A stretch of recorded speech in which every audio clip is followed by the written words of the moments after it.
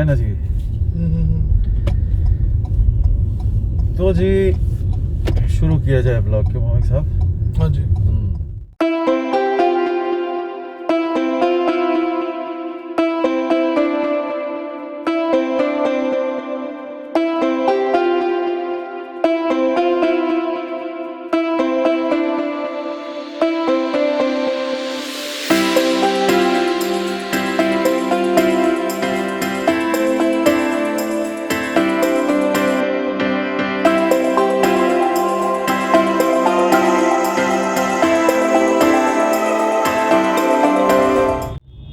Country road, take me home.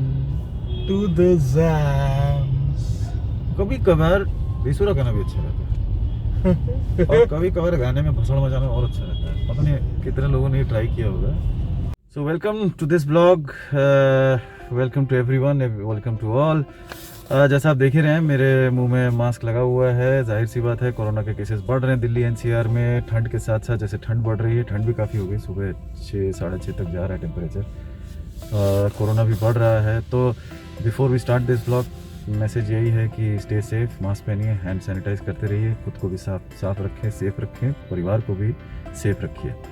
तो anyways ये blog क्यों, कनातल से वापस आने के बाद और अरुणाचल जाने के बीच में ये ब्लॉग क्यों? तो खबर यह है कि मेरी गाड़ी को हो गए हैं, होने ही वाले हैं 2 साल। तो मुझे लगा कि चूँकि मेरे बहुत सारे ट्रिप्स में ये गाड़ी ही मेरा साथी रहा है, सो इस गाड़ी का मेरा एक्सपीरियंस क्या है उसका एक यूज़र रिव्यू मैं आप लोगों के साथ शेयर करूँ। मेरे साथ इस ब्लॉग में मेरे साथी होंगे, इनको आप जानते ही हैं, Shubhrajyoti. But I have also driven this car for pretty much long distances. I have driven this on halfway towards when we were going to Rajsamand Bheem. सो अब जब इसकी बात शुरू कर ही दी है तो मैं बता देता हूँ कि हम लोगों ने इस गाड़ी ने कुछ छोटे ट्रिप्स, कुछ लॉन्गेस्ट ट्रिप्स लगाए हैं। सो फॉर एग्जांपल जैसे बता रहे थे तो हम लोगों ने 2 ट्रिप लगाए हैं भीम राजसमंद राजस्थान में, जो कि दिल्ली से लगभग 750 किलोमीटर दूर है। एक ट्रिप मेरा लगा है आगरा तक का और एक ट्रिप उत्तराखंड का, और इस तरीके के काफ़ी सारे छोटे छोटे ट्रिप्स हमने लगाए हैं। सो इन ट्रिप्स में और रेगुलर रनिंग में इस गाड़ी के क्या क्या खूबियां हैं और खामियां हैं जानने के लिए बने रहिए हमारे साथ। सो 2 साल हो गया है, लगभग 17,000 किलोमीटर चला लिया है मैंने इसको, और मेरे साथ भौमिक ने भी इस पर काफ़ी ट्रिप्स हम लोगों ने साथ ही लगाए हैं, हम लोग शेयर करके चलाते हैं, तो इनको भी काफ़ी एक्सपीरियंस है। सो मैं कोशिश करूँगा इसका रिव्यू करने का, but of course this comes with a health warning. Health warning ये है कि ये मेरा एक्सपीरियंस है, नॉट नेसेसरीली कि ये सबके एक्सपीरियंसेस से मैच करे।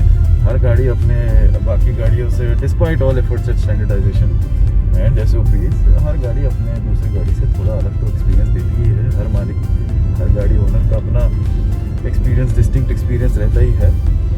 But still I thought it is very important that I should share what my experiences have been with this car. So I'll first talk about the pros of this car, जैसा मैंने experience किया है, और फिर मैं बात करूँगा इसके कॉन्स क्या। तो मैं सही बताऊँ, एक चीज़ होता है ना, पहली नज़र में प्यार, गाड़ियों के साथ तो पहली नज़र में प्यार नहीं हो सकता है, पर पहली बैठकी में जो आनंद आया, यानी बैठते ही इसके सीट में एक ऐसा, मतलब अब कैसे उसको समझाया जाए मुझे भी नहीं, बट इतना एक कंफर्ट लेवल आया और लगा कि यार सही है, ये बड़ा कंफर्टेबल सीट है और आप उसमें बहुत अच्छे से बैठ सकते हो, आराम से आप ड्राइव एंजॉय कर सकते हो। ये मुझे बैठते ही लगा। उसके बाद मैं टेस्ट ड्राइव पे लेके गया तो मुझे बहुत स्मूथ लगा, चाहे उसका गियर का फंक्शन हो, चाहे उसका पिकअप हो, smooth in one word. It was not as raspy as let us से कोई बहुत ही हल्की कार जो हैवी इंजन हो, जैसे मुझे लगा था कि डीजल वाली जो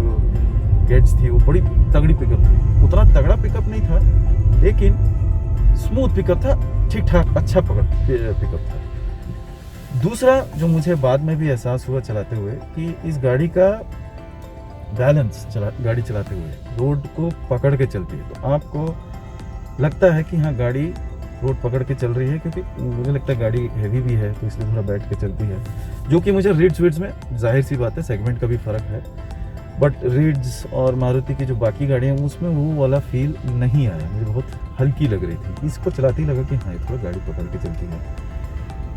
तीसरी जो मेजर बात जो मुझे बहुत अच्छी लगी वो है इसका बिल्ड क्वालिटी। आप अगर फोर्ड की किसी भी गाड़ी का दरवाज़ा खोल के लगाएंगे, उसी के फील से आपको पता चल जाएगा कि ये बहुत स्ट्रॉन्ग बिल्ड क्वालिटी वाली गाड़ी है। और फोर्ड आम तौर पे does not compromise on the safety and security of the passengers and the driver. चौथा, more important for people like me who love to drive, who love to take the car out on long spells, आप लंबी drive पे चला सकते हो, गाड़ी चला सकते हो, आपको थकान बहुत कम महसूस होती है।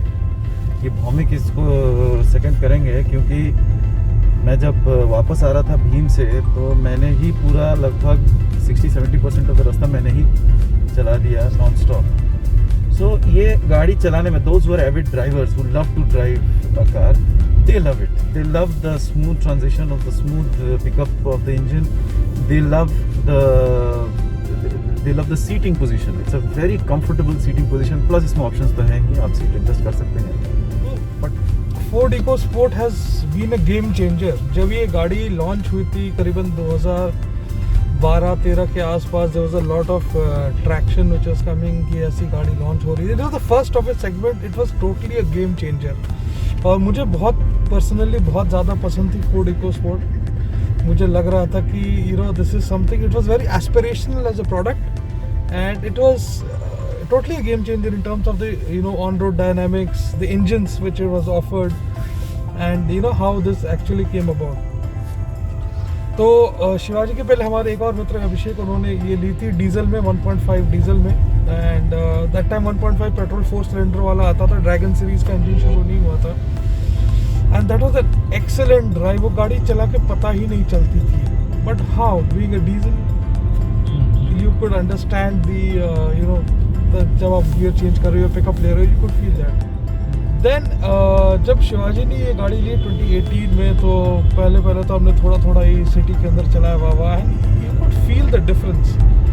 The Dragon series engine 1.5 3 cylinder, it was made to be not only fuel efficient but it's very powerful. It's a 120 bhp engine, और सच में इसको पता नहीं चलता है। तो जो जिस भीम के ट्रिप के वापसी की बात कर रहे शिवाजी, जहाँ उन्होंने 70% चलाया, उसका दूसरा कारण ये था कि जब मैंने चलाना शुरू किया और हम नीमराना से बाहर आ रहे थे, अरे समझ में नहीं आया स्पीड कहाँ से कहाँ पहुँच गई, 100 के ऊपर चली गई और हमें वहाँ चालान देना पड़ा।